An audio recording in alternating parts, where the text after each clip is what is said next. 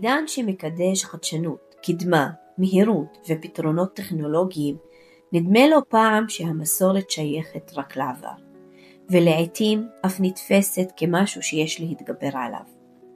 אך כאשר מתבוננים במסורת מתוך חקירה מקצועית ומכבדת, מגלים מערכת ידע עמוקה, ידע שנוגע גם בסביבה, גם בחומר וגם באדם, ויודע לכבד אותם.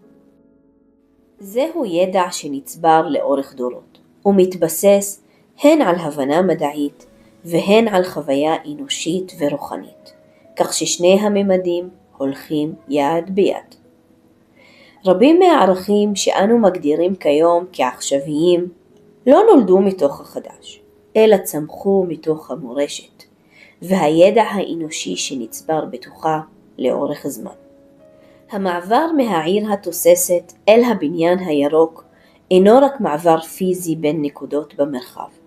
זהו מעבר תפיסתי. הרעש החזותי נחלש, הקצב מועט, והמרחב מפסיק לדרוש תגובה מתמדת, הישג או נוכחות רועשת. תשומת הלב עוברת מן החוץ הסואן אל הפנים המרגיע, ומתחילים להיות נוכחים ולחוות את המרחב בקצב אנושי שמאפשר הקשבה לגוף ולנפש. שקט זה אינו מקרי, הוא תוצר של מרחב שמכיל את האדם, את האדמה ואת הסביבה.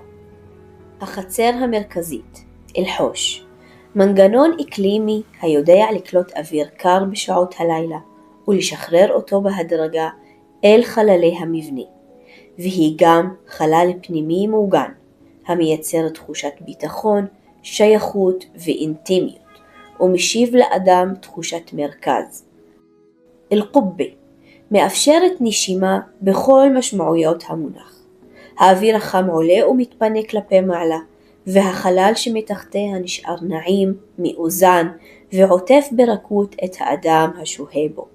חוויה בעלת איכות רוחנית עמוקה. אל-מלקף, קולט האוויר, מנצל רוח והפרשי גובה, כדי להזרים אוויר קר פנימה. ללא רעש, ללא מאמץ וללא כפייה טכנולוגית. עיקרון עתיק שכיום מכונה תכנון פסיבי. הערך לא השתנה, רק השפה. הבחירה בחומרי בנייה טבעיים ומקומיים, החלטה אקלימית ועמדה תרבותית עמוקה. הם יוצרים זיקה ישירה בין הגוף, המקום והמרחב, ומרחב שמרגיש טבעי, מוכר ולא מנוכר. חומריות שמתנהגת היטב אל האדם דרך תפקוד פונקציונלי ומעניקה תחושת שייכות, משמעות וקדושה רוחנית. המשרביה מסננת אור במקום להציף, מאפשרת אוורור מבלי לחשוף, ויוצרת איזון בין פתיחות להגנה, איזון שהאדם עצמו מחפש ביום יום שלו. עובי הקירות מהווים מסה טרמית שמייצבת את הטמפרטורה ומייצרת חוויה של יציבות והגנה פיזית ורגשית. הפתחים, גודלם, מקומם וכיוונם מתוכננים כתגובה ישירה לשמש ולרוח, מתוך הקשבה לסביבה. זהו אחד העקרונות העתיקים ביותר בתכנון, והוא ממשיך לשרת ערכים עכשוויים של איזון, חיסכון ואיכות חיים. ולצידם עוד ועוד ועוד אלמנטים משמעותיים.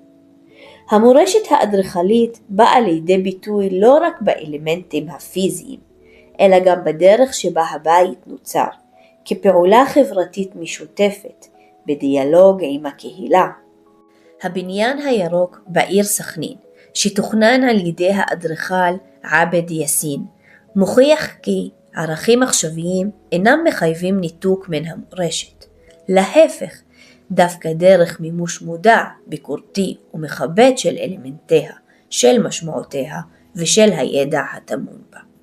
וכך המורשת מתגלה כמערכת חיה, כזו שאינה שייכת רק לעבר, אלא פועלת בסנכרון עם ההווה ומכוונת אל העתיד.